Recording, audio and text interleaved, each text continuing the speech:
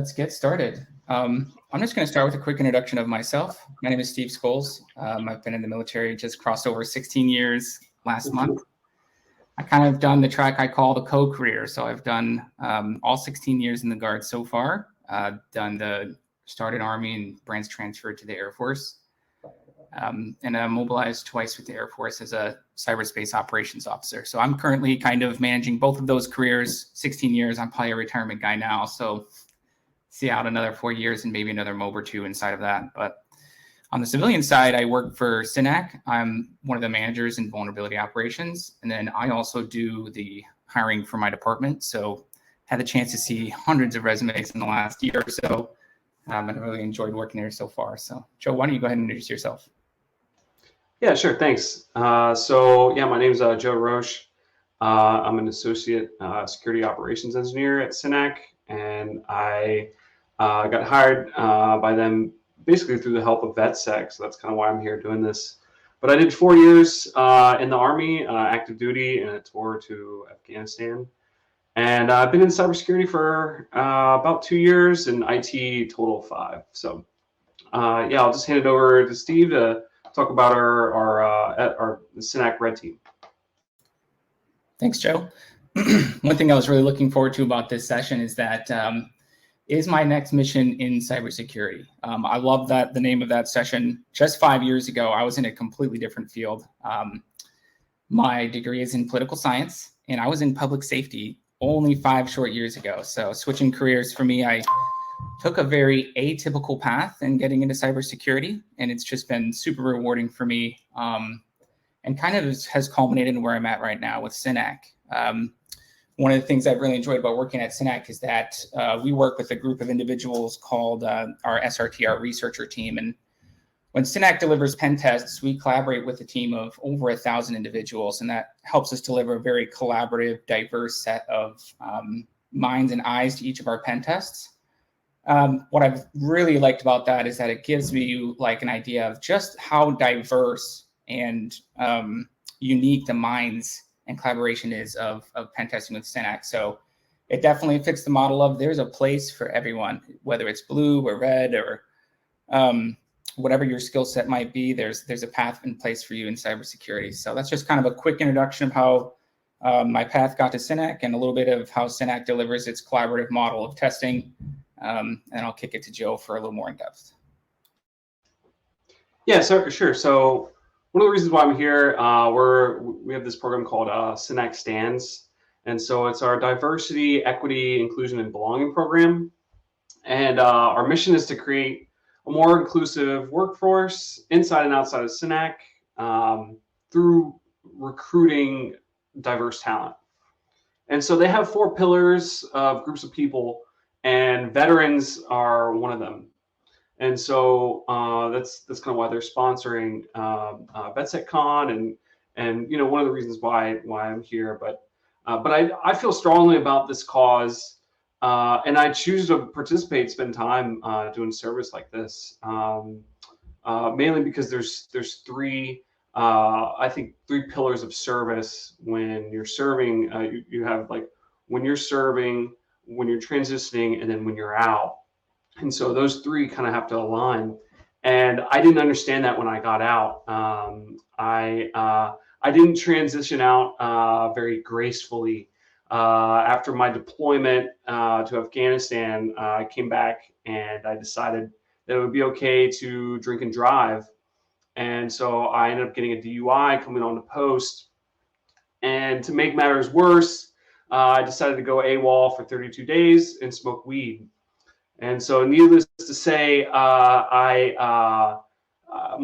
everything was collapsing around me, and I didn't know what to do. And so I ended up getting chaptered out with an honorable discharge, and I was living homelessly for about a year after that. I was just so filled with shame and guilt, and I ended up crawling back home and going to school for IT. But nothing was really changing in my life. And so I realized that, I wasn't being of service anymore. I was thinking very selfishly. And so that's kind of how I started my career in IT, was basically by doing service. and same deal with cybersecurity. I guess I can go more into that if y'all are interested. If you want to ask some questions or something about that kind of process. But I think what's helpful is kind of being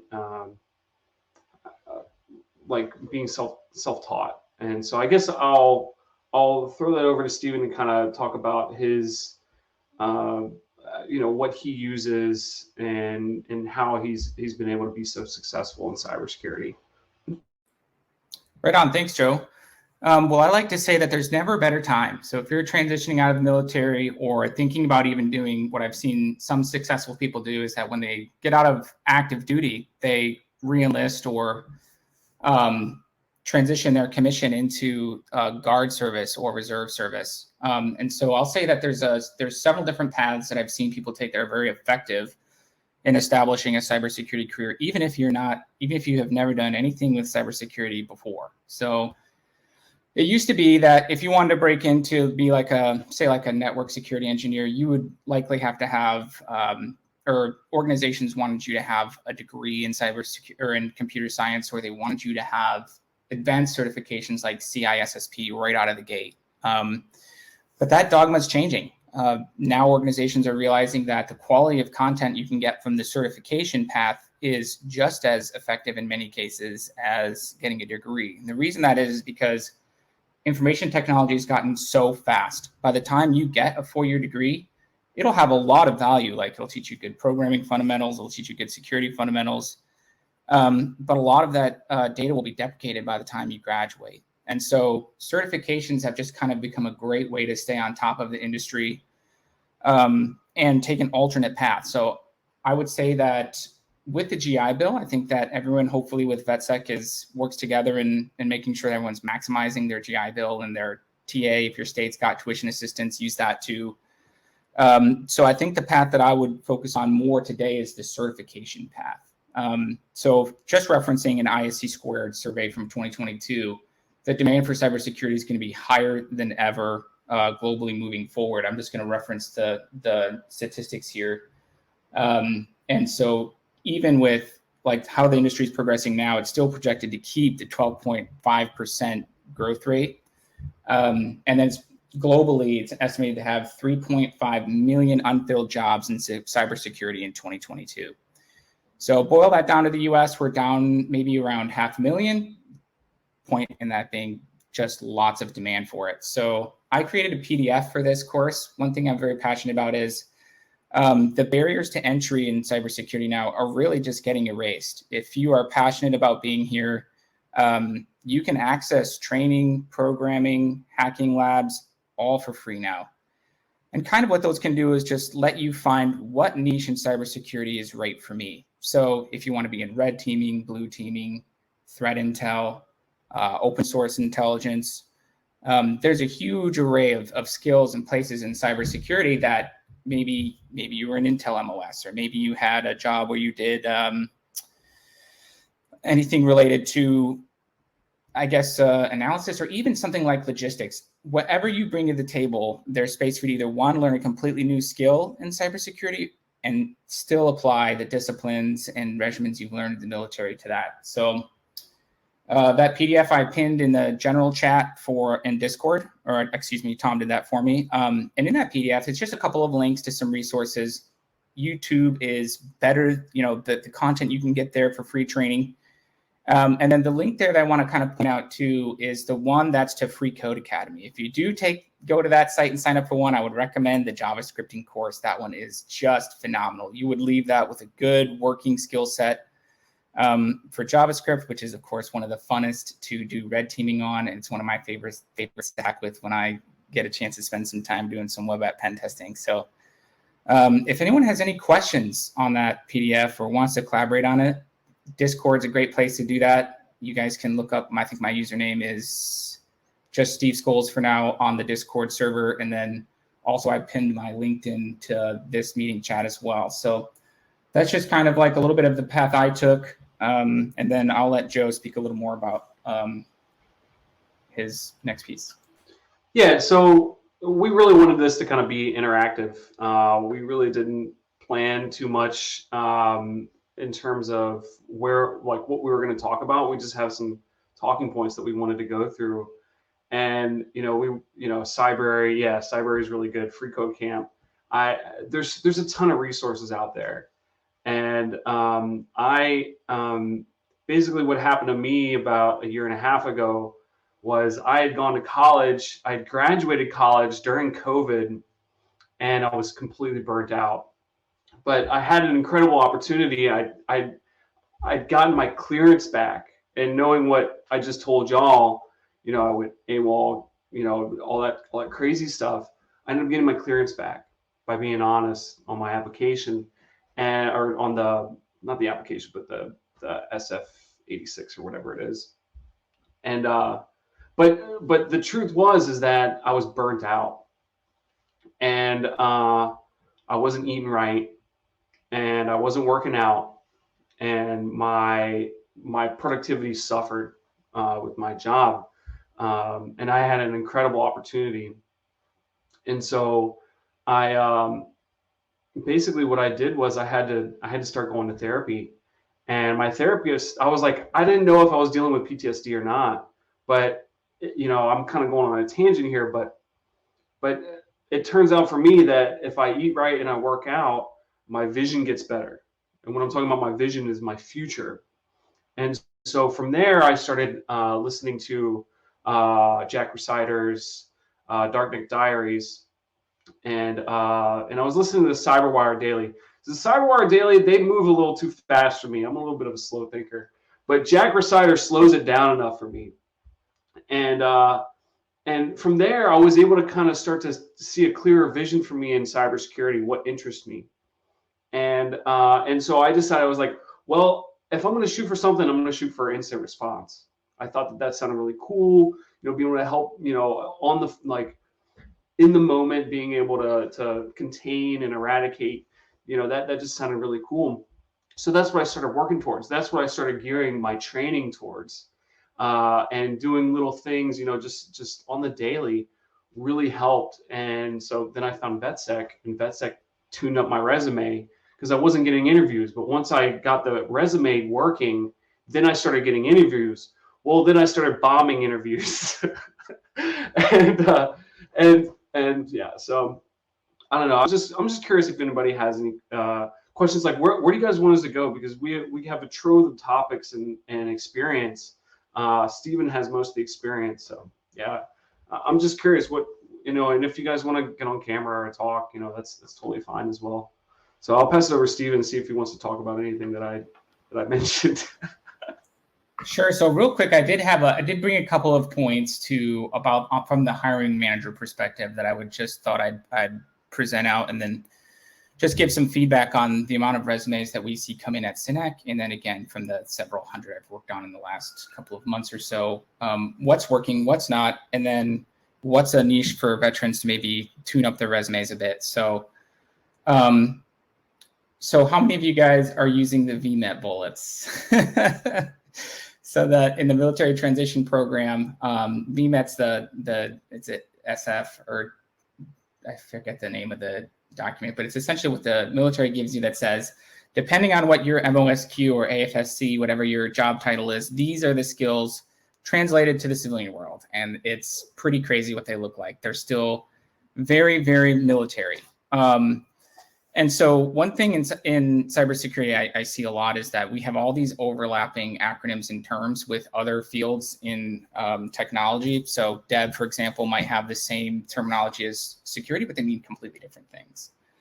And so I saw, just registering for VetSec myself, just because we've continued to have a lot of really cool individuals that I meet at VetSec, I was like, I've got to be a part of it. So I joined, and one thing that you guys do well is the resume reviews for each other. That's awesome. That's a great place to start. So I would just encourage everyone, if you're doing resumes breaking into cybersecurity, keep doing the translation from military to civilian, because the amount of times that I'll see something like conduct cyberspace operations. That's awesome. I know what that means. Unfortunately, I'm in the minority of hiring managers in the industry. So cyberspace operations is so vague.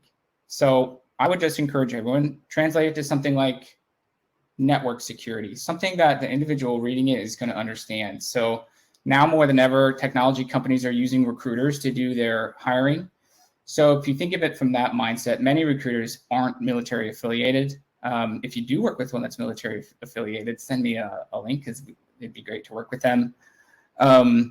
But so doing that translation to get past those initial screenings is pretty important. And so also too, what I see a lot is that a lot of military individuals, when they transition, are like, well, all I have is my military service. So how do I put a professional summary and experiences on this resume? So what I've seen be effective is, again, the decrypted professional summary. So if you've done something like intel analysis, or if you've done like a 3D or anything like that, that's like a network analyst, spend the extra time, do synonym searches in Word or whatever you're working on your resume with, and just make sure that the flow can be read by someone who is not technical. Because statistically, the odds of you having someone review your resume that is technical is lower than just having someone like a recruiter or HR individual who's doing screening read those bullets as well. So as far as structure, I'm sure you guys have a really good template through VetSec, so I don't know if I'll go too much into that piece, but yeah, and don't be afraid to lean into how you're getting experience that's not military. So one thing I've discovered in interviewing quite a few people from the hiring manager perspective is a great resume does get you in the door for an interview, but in the interview, it's pretty clear pretty quick if you can talk through your experiences or not. So one thing that I've seen individuals do that's made them effective in interviews with me is when they've spent a lot of time on resources like Hack the Box and TryHackMe, and then they pick something like a lab walkthrough. So let's say that you're trying to get into red teaming and you're doing a Hack the Box challenge, you pass it. If you do a write-up for that and then just talk it through like you were doing a technical challenge, what you'll find is that it's actually really hard to say in an interview the correct technical terms all the way through something you've done that's very technical. And so the challenge in interviewing that I've seen is that you might know the data, but if you can't communicate the data effectively, your chances of moving forward in the interview process would be lower. So those are just a couple off the top of my head that I've seen people use effectively. We've had some, I did several interviews with VetSec individuals at Synack, and you guys prepped really well with VetSec. They did well in their interview process and their resumes look pretty good. So keep doing that process. I just want to jump in there for a second, which is the thing that really helped me with VetSec was kind of like these three, it was almost like a formula, right? The formula was you have your training, you have your job, and you have how you use those to you kind of explained not only the training but how you use that training in your job. Like that really helped me get through.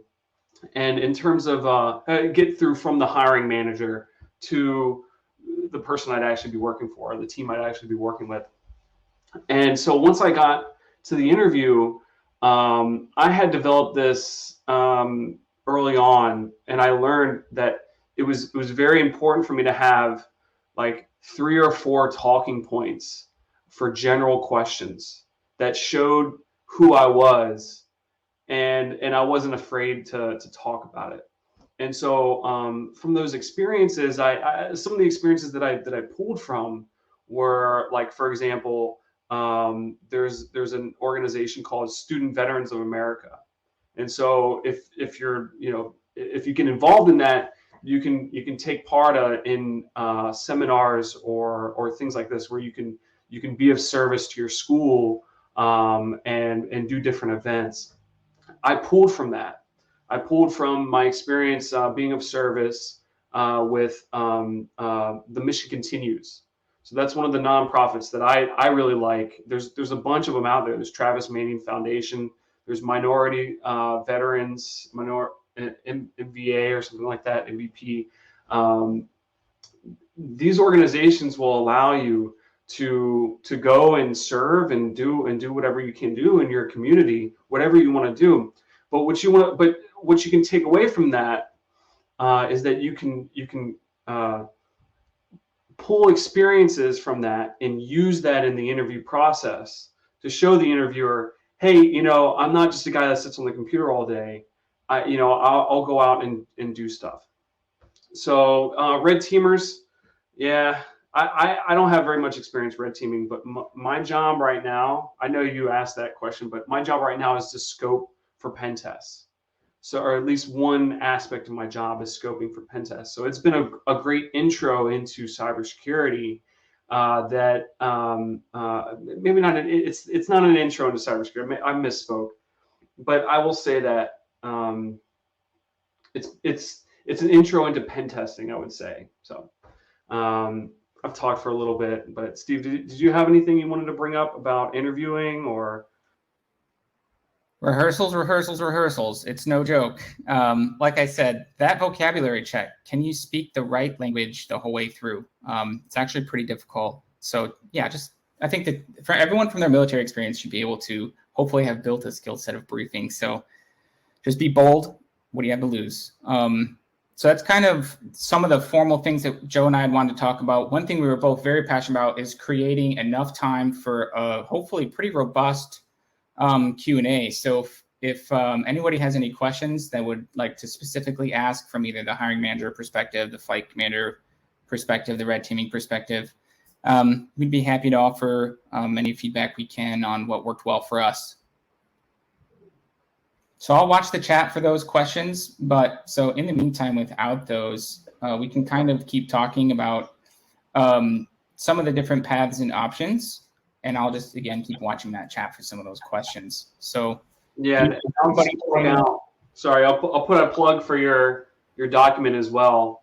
It's in the general tab in the Discord. And if you just scroll up a little bit, you'll find it there posted by Tom.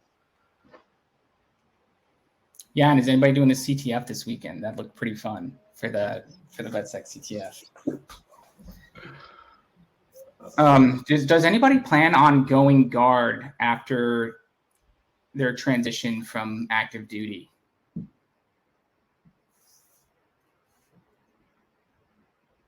Okay, so I'm not seeing anything in the chat yet, but what I will just say is that that can be a great transition if you want to do a co-career versus maybe a cold, I'm out of the military for forever. When you go from active duty to guard, one thing that you can do then on your reenlistment is switch AFSQs or MOS, whichever branch you're reenlisting with. The opportunity there is then you get to retrain in a path that maybe you learn more about yourself in. So if you did active duty as in one job and you were like, I don't know if this is quite the job for me. If you reenlist guard, you can get the opportunity to get a different job. So if let's say you want to do something related to cybersecurity in the Air Force, it's called a 1B4, it's a cyber operator. And in those roles, one thing that I've seen be valuable is that some of the certifications can be pretty expensive in cybersecurity. So if you think of who the industry leaders in certifications are, SANS usually jumps to the front of most people's brains. SANS is amazing for blue teaming certifications. I haven't taken any of the red ones yet, so I don't want to plug those before I know much about them. But one of the barriers to entry with SANS can be that they're rather expensive. So one thing that a reenlistment can do for you is that the Air Force, at least in particular, pays for those certs. So part of 1B4 training is mandatory passing of SANS. I think it's 508, which is the GCFA, which is the forensic certification. And then they've also paid for me to get GNFA, which is the network forensic certification. And then I just took the OSINT course, their new OSINT course, which was awesome, by the way, finishing yesterday.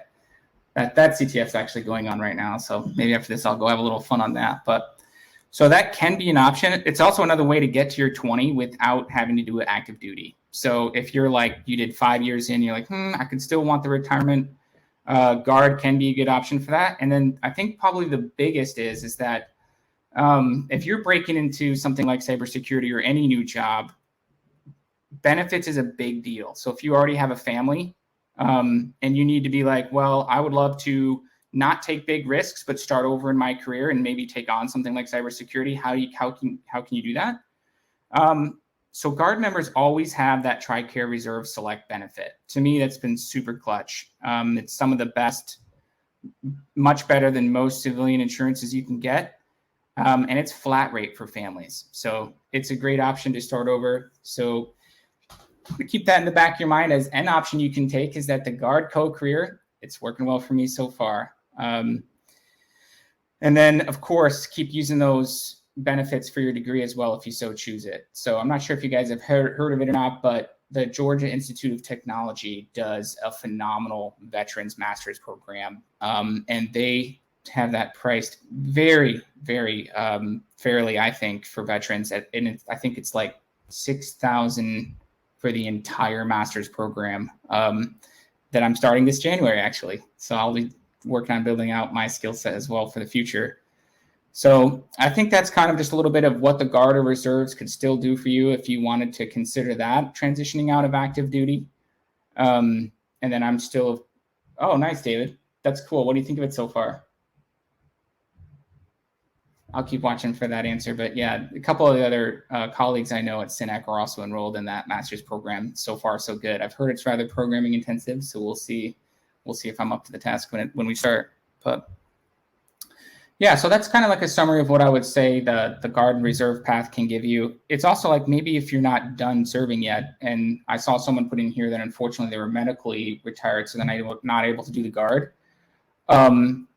If you're interested in doing cybersecurity or red teaming, one thing I'll say is that the service doesn't have to end because you're out. By that, I mean that certain organizations specialize in targeting government, doing testing for government sites. So that transition of where can I serve next and what does it look like? One thing that you would be able to do if you aligned with an organization like our SRT, for example, hope to see some of you apply for that in the future, is get access to targets that have value for the public sector in that regard. So the rule just changes, right? Yeah, so you can apply for the SRT. We're also doing Synack Academy in this summer of 23. So keep an eye out for that in VetSec in this coming year. I'm sure we'll make posts about it. But those are two things that kind of we offer at Synack that will help you. But yeah, that's such a good point about the graduate program. I'll probably be looking into that soon. So yeah, sorry, I just wanted to jump in there for a second. No, I appreciate that. And in that note, if you do want to align with an organization like ours or apply your skill set to maybe still getting access to some production sites and contribute that way, we do recruiting at our SRT either through, you can just apply and do a Hack the Box challenge, but we also recruit through CTFs. So I'll post a link here for a CTF we're doing this year if anyone is interested in trying that out. One of the gentlemen that's in VetSec at Synack has a Discord where they like to do CTFs as well. I asked him today if I could use him as an example. He said yes. So I'll just plug that. It's really cool to see that there's really limitless capability for the amount of networking you can do. There's a huge veteran community now that technology is connecting. Tools like Discord are a great example. So if you wanted, I'm sure organizing a channel or something in the VetSec chat for a CTF team could be pretty fun. And I would be ecstatic to see a VetSec CTF team try one of our Synack CTFs, especially the one coming up this year. That'd be really cool. Yeah, and networking is such a good point. And people talk about it, and it's kind of like a loud talking point. But in my personal experience, that's how I think that's directly attributed to how I was able to become an associate security operations engineer at Synack, which was this is what happened. Somebody posted the job in VetSec. I applied and I scheduled an interview. Now that was the week of Black Hat in Las Vegas. So I was in Vegas when I scheduled this interview, and I had signed up for a couple events during Black Hat, and one of them was a whiskey tasting event that I saw that Microsoft was doing. Well, Microsoft was partnering with Synack, and I put the two and two together. I said, well, maybe I should go to this event and talk to people and tell them I'm going to be interviewing with them the next day. And so that's what I did. I went there and said, hey, my name is Joe. I'm interviewing with y'all tomorrow, and I didn't know much about the job. And I was completely unprepared. But the truth is that people recognized that and valued that I was willing to go up to them. And so what I did was I stayed there for an hour or two, but I went home. I went to my room and I researched the position really well, and I researched the person that I was interviewing with, and I went back to the Synack stand that they had at Black Hat, and I just went and shook hands with them and said, hey, my name's Joe. I just did an interview with y'all or whatever, and I think that really had an effect. So yeah. And then actually I ended up interviewing with somebody that I had met at the whiskey tasting event. So that was a really kind of full circle thing that had happened where I was like, oh wow, I couldn't really explain it. So that's kind of my personal testimony to that, to networking. Awesome. I appreciate that, Joe. Yeah, I always remind my colleagues, if you're a veteran, one of our most valuable resources is each other. Our communication, and VetSec is a great use case in point. That there are more of us out there in the workforce. So networking has paid off huge for me as well. That's how I got this position at Synack as well. Cool. Well, I kind of want to I'll ping the group again. If anyone has any questions, we'd love to kind of provide some contextual data or feedback on that if anybody has any questions. Cool. I like that I'm seeing some traffic about a CTF team already. That's awesome. That's quick. Yeah, I think I'll definitely be seeing if joining a few CTF teams this year as well. November 4th. Cool. I'm not seeing a bunch of questions in the chat. So what I can do is keep talking about maybe some of the different paths and options that are available for increasing the likelihood of being hired in a transition. So one thing that I did want to plug, and I know that Dave Kennedy had kind of his session on it, but I've been along now in the 16 years of just working with dozens and dozens of veterans as they either transition from active duty to guard or from getting out of the guard completely, and then how they build a civilian network once you just completely remove your military network. And what I'll say is that the military, despite what they've given, at least for me, for example, in regard to like training, one of the best things that I ever learned in the military is good lifestyle disciplines. And so as Joe can kind of attest from his story, it's been really critical for me over the years, whether it's someone that's transitioning out of the military or coming to the guard, whatever it's been, is that I've not seen anyone that's turned out worse for having really good rhythms and healthy balances in their life. Yeah. So I'll say that kind of as a running baseline, what enables someone to have confidence? What enables someone to network well? What keeps your brain plasticity high and keep your learning acuity high as you go into your 30s and 40s? And I would say that it's going to be that extra research and application of your military disciplines in good exercise, great nutrition, good circadian rhythms, and then, of course, for keeping your mind sharp. I'm open to recommendations as well. But yeah, I think there's never been a better time for more tools to use to stay on top of your game as because if you're transitioning out of the military, you're probably not 25 anymore. And so as you hit your 30s and 40s, how do you still function at peak performance? So for me, exercise has been absolutely critical on that front. So Joe, did you have any tips on that? Hey, your audio is coming in really bad. Mine? Yeah, on my computer. Is anybody else getting that as well?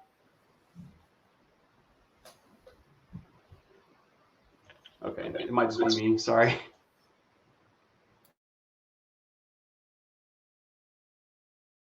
Well, no worries, Joe.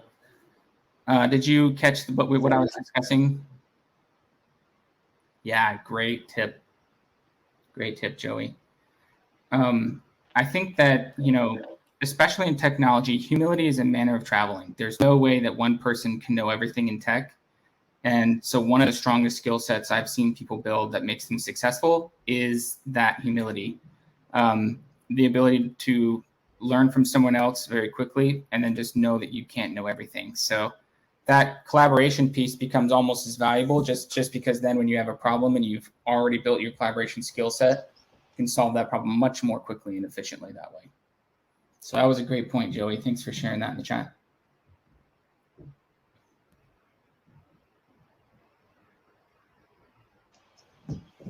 Right on. So I think that,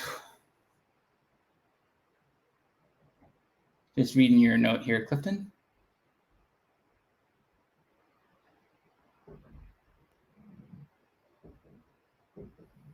That's a great question, Clifton. So Clifton's question was, how far ahead should he be reaching out to hiring managers / recruiters for open cybersecurity positions?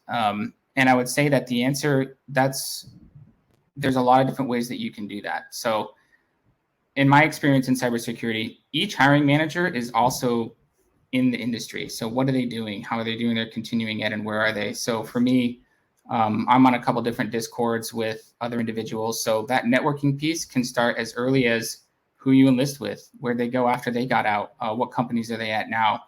And so that's a great point. If you're doing OSINT on a place to start with applications, LinkedIn is a great spot for that. Look up some of your battle buddies, see where they are right now. The amount of Lockheed Martins I'm sure you'd see would be a few, but just kidding, Raytheon. And then start networking with that piece again. So if you saw a colleague that was maybe at a Red Canary or another established company, you could beacon out to them and say, hey, just wanted some feedback on maybe exploring if I'd be a good fit for the company you're at now. Could you tell me a little more about your role? I would also kind of jump in too to say that, like, don't become complacent. That's what I did when I got out of school, and it really messed with my head and my career. So I would just say, if you volunteer, keep volunteering. Find different ways to be of service.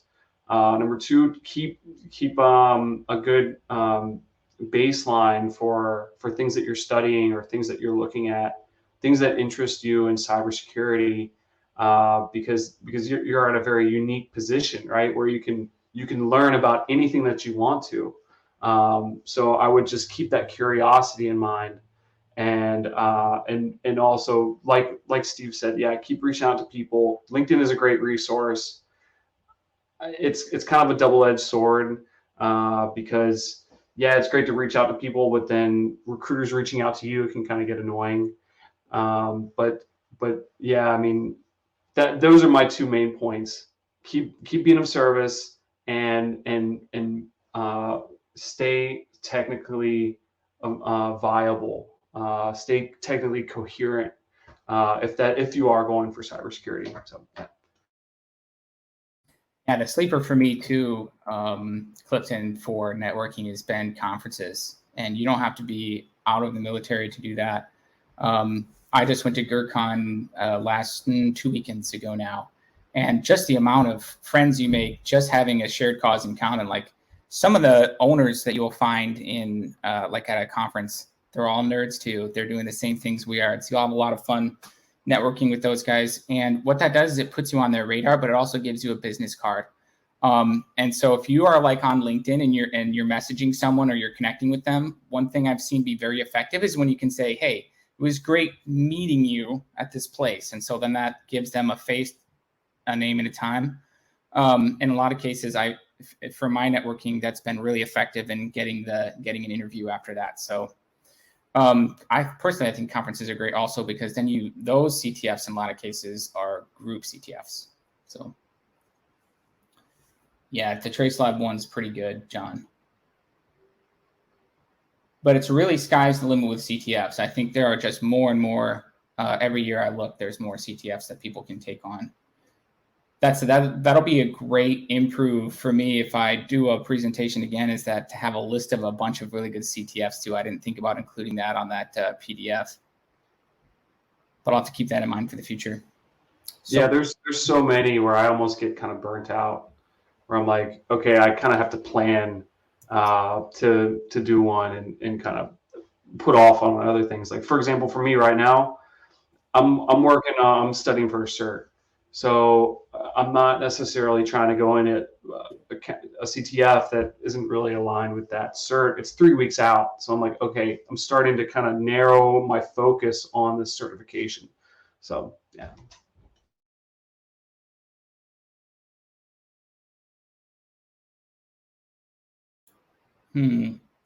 Joey, can you expand on that a little more? I guess that's one of the issues that I had, was that there's so much information, there's so much free information out there that it can be, I can lose focus on where I want to go, especially with curiosity, where I'm like, oh, this looks cool. Let's look into malware analysis, or oh, this is cool. Let's go into Python, and that's good, I think, to an extent. But at the end of the day, it kind of comes back to, okay, where do I want to be in 5 years? Where do I want to be in 2 years? Do I even have that kind of understood? Do I need to shift focus? Do I need to shift that vision on where I want to be? And so, yeah, so for me, a couple months ago, I decided, well, I'm not really interested in government work. So I chose to work with Synack, and it's been incredible. But I had to make that decision of like, you know what, I'm just not really interested in working in a skiff, or following Stigs, religiously. So I had to kind of shift where I was studying, what certs I wanted to go for, and what my vision for me would look like in incident response, because incident response in the government looks a little bit different in incident response, and it's a pretty broad field in itself. So yeah. Cool. Right on. Thanks, Joe. Well, we are winding down on our time slot for this, but I just wanted to remind kind of everyone who's attended. One, thank you so much for attending. It really means a lot to us that you invited us to do the presentation here, and we'll give a huge plug to VetSec for setting up this conference for free to whoever wants to take it. That's a really great resource. And feel free to add me on LinkedIn. I welcome any direct messages for feedback. I'm happy to do resume readovers. I think that's one thing I'll be trying to apply more time to with VetSec as well, if they'll have me. And just if you want to connect and say hi, just know a little more about us and maybe some of the CTFs or groups we're working in, we're happy to share. I think that, again, the collaboration piece is more important than ever in both information technology and as a veterans group. So thank you very much to all of you. We really appreciate that time. I just want to say ditto as well. If anybody wants to reach out on LinkedIn, just let me know. I'm on VetSec. This has been, just thank you for this opportunity. You guys listening, asking questions, being interactive. That's why we wanted to do this. We wanted to do this to keep it kind of like a conversation, and y'all have totally supplied that. So thank you. Agreed. All right. Well, cheers, everyone. Have a great rest of your conference. Thanks again. We'll see you all hopefully sometime in the field. See ya.